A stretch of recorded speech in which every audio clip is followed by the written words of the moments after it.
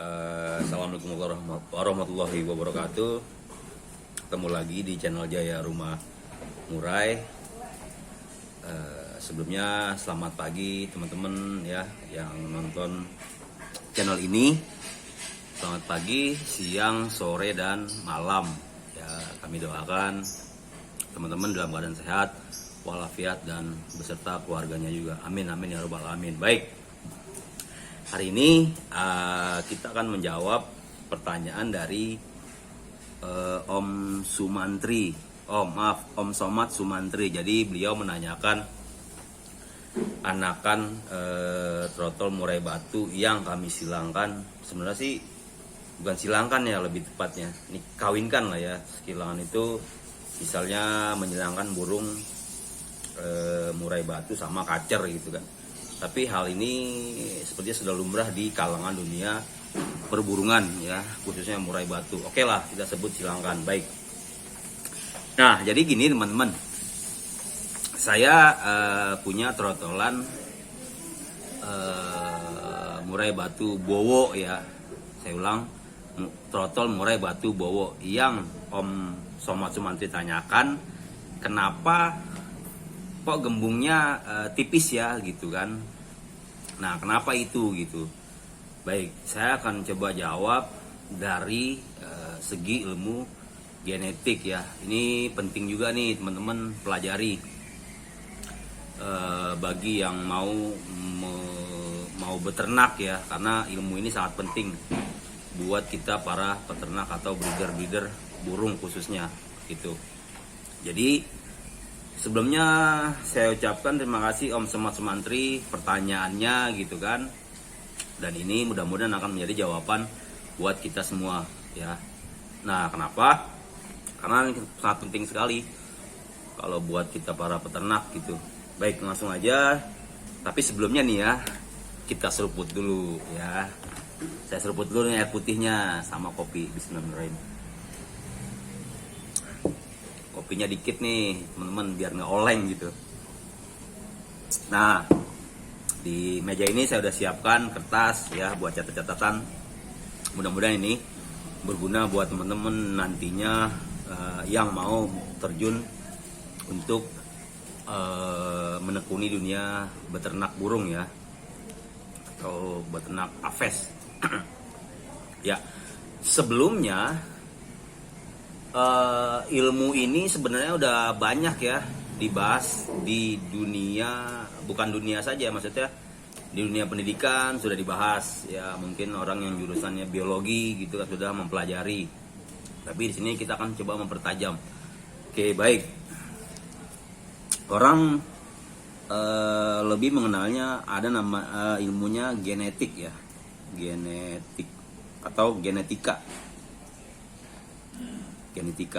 Nah, genetika itu sendiri apa sih genetika itu? Jadi kalau menurut hemat saya yang pernah kami pelajari ya dari buku gitu kan, dari sumber-sumber lain, dari para penangkar yang sudah sukses malang melintang dunia peternakan murai batu khususnya gitu kan. Jadi ilmu genetika itu adalah ilmu yang mempelajari sifat pada anaknya gitu kan. Maksudnya saya ulang, ilmu genetika itu adalah ilmu yang mempelajari sifat pada keturunan gitu kan. Ini berlaku untuk hewan gitu kan, makhluk hidup ya, ataupun manusia gitu, tumbuh-tumbuhan, pohon-pohonan, semuanya mengenai makhluk hidup. Kenapa ini sangat penting kita pelajari? Artinya supaya nanti ketika kita beternak, kita tahu nih ketika kita mau beternak murai batu ini seperti apa nantinya anak-anak atau trotol-trotolan ini yang akan kita bentuk gitu ya. Jadi genetika mempelajari tadi ya, ilmu yang mempelajari sifat atau keturunan pada generasinya atau anakannya. Tapi lebih tepatnya mempelajari sifat karakter ya, bentuk dan lain sebagainya. Baik. Ini saya tulis genetika. Nah, dia turun ke bawah. Kalau genetika itu kita ibaratkan sebuah motor gitu ya. Motor itu kan bukan cuman hanya motor saja kan, gitu. Tapi ada komponen-komponen seperti busi, lalu ada seperti stang, lalu ada seperti ban gitu kan teman-teman. Nah jadilah motor gitu. Nah sama dengan genetika. Di genetika itu pun juga ada turunannya teman-teman. Ada yang namanya alel teman-teman ya. Apa itu alel? Teman-teman bisa cari juga di internet gitu. Lalu ada lagi namanya kromosom. Lalu ada lagi namanya fenotip ya.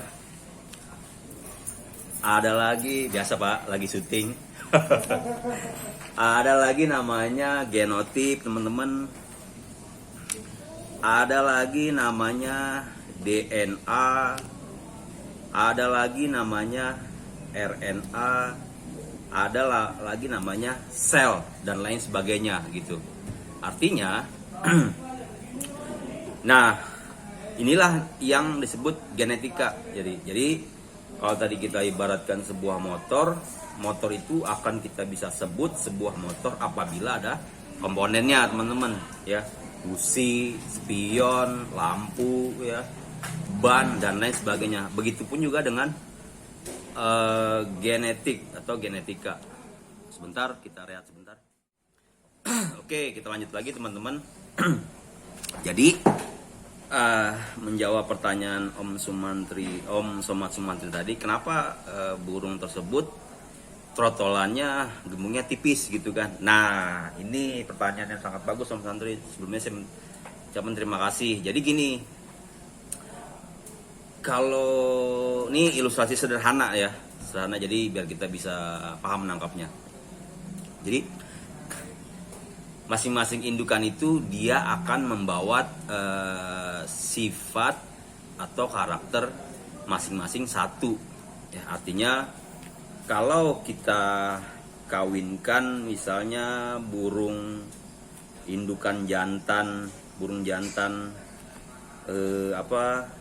Kalimantan, terus kita kawinkan sama betina larwo ya. Nah, bagaimana anakannya nantinya kira-kira gitu. Jadi kalau yang kami pelajari dari genetika ini, 2 poin penting ya yang harus kita ambil nih kalau kita pengen jadi peternak lah. Artinya ilmu ini akan kita bisa manfaatkan untuk memilih indukan yang yang baik atau yang indukan yang sesuai dengan keinginan kita gitu. Apa tuh yang kita bisa ambil? Pertama, kita bisa ambil dari fenotip ya. Lalu kedua adalah genotip. Nah, apa itu genotip dan fenotip? Jadi genotip itu adalah sifat yang tidak mudah nampak. Jadi ini lebih ke dalam ya, ke dalam artinya kita bisa bilang bahwa burung tersebut karakternya fighter ketika kita adu gitu. Artinya bukan kita adu seperti ayam ya, enggak. Maksudnya kita track gitu kan. Nah, kita bisa nilai tuh. Oh, ini karakter gini burung tersebut sifatnya fighter gitu. Nah, itu baru kita bisa tahu itu yang kita sebut dengan genotip. Jadi saya ulang, genotip itu sifat yang sifat yang tidak nampak pada burung gitu. Sifatnya itu burungnya gacor itu kan sifat teman-teman. Ya, gacor, fighter itu adalah sifat gitu. Sifat yang ada di dalam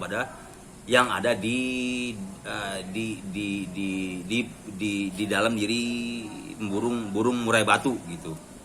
Lalu ada lagi fenotip.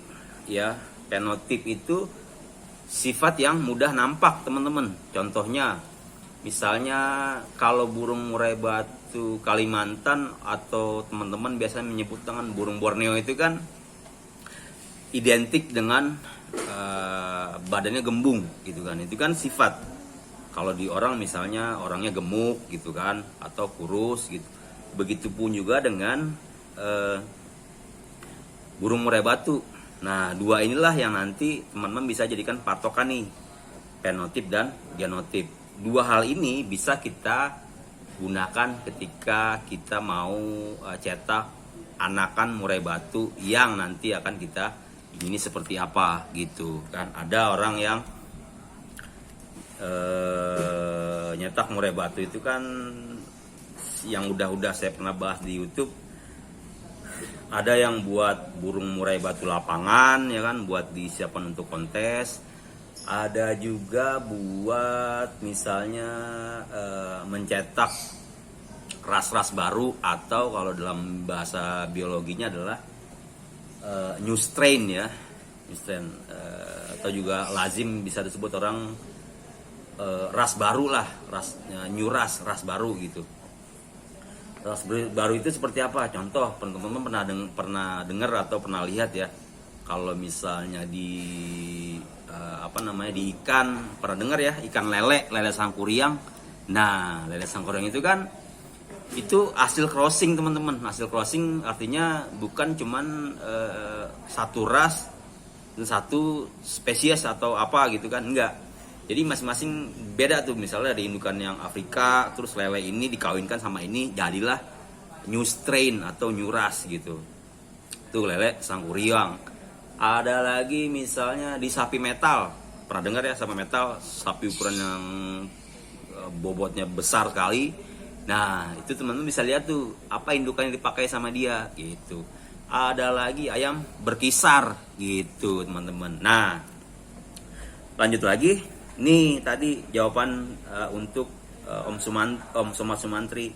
Kenapa gembungnya tipis? Itu tadi saya ulang. Karena setiap indukan akan membawa sifat masing-masing satu. Baik itu indukan jantan ataupun indukan betina. Nah, jadi bergabunglah genetika tadi dari sel, RNA, ALE dan sebagainya. Lalu anakannya ini pasti, ini ya, mutlak pasti dia tidak akan menyamakan masing-masing indukannya. Itu udah pasti. Entah bisa gembungnya tipis ya, entah itu kepalanya jabrik atau jambul, karena murai batu betina laro ataupun jantan itu identik kepalanya jambul teman-teman, bejegrik gitulah kalau teman-teman kita menyebutnya gitu. Nih tergantung nih. Ini pasti nggak mungkin itu anaknya gembung, itu nggak mungkin teman-teman gitu. Itu pasti gembung tipis. Bahkan juga contoh kasus yang pernah kita jual, yang udah di take over sama temen Jakarta Selatan, itu hampir nggak kelihatan itu gembungnya itu gitu, hampir nggak kelihatan. Kenapa? Karena tadi teman-teman. Jadi lanjut lagi, kita gali lagi lebih dalam. Nanti itu ada namanya gennya itu ada yang resesif, ada yang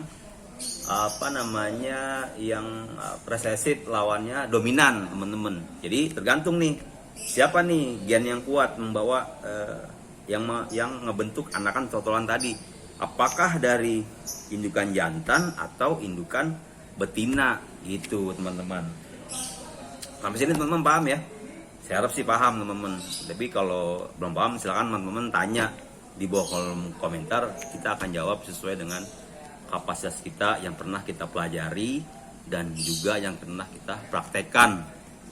Nah, dan terakhir kita sambil tanya nih, ketika kita beternak ini murai batu ini, kita mau yang mana gitu? Atau mau nyetak yang unik-unik ya kan? Atau mau nyetak dari untuk burung lapangan konsumsi kontes, atau buat buat pelepas liaran gitu. Kan ada 3. Dan terakhir ada juga orang yang hobi cuman iseng gitu. Artinya ya udahlah murai batu apa, yang penting gue murai batu aja, punya murai batu gacor dah. Kan ada juga yang seperti itu teman-teman gitu. Baik, itu saja teman-teman pembahasan singkat dari kami. Semoga ada manfaatnya gitu. Lalu kalau ada pertanyaan yang mungkin penjelasan kami kurang jelas, silahkan ditanya di kolom komentar, kita sama-sama belajar. Yang kedua, insya Allah ini dalam waktu 2-3 hari ke depan, ya 4 harian lah, 4 hari ke depan, insya Allah kita akan panen lagi anakan murai batu bowo yang periode ke-8 gitu. Ya teman-teman, doanya semoga kami bisa panen makan sehat gitu. Itu saja teman-teman, saya akhiri. Assalamualaikum warahmatullahi wabarakatuh. Selamat pagi, siang, sore, dan malam.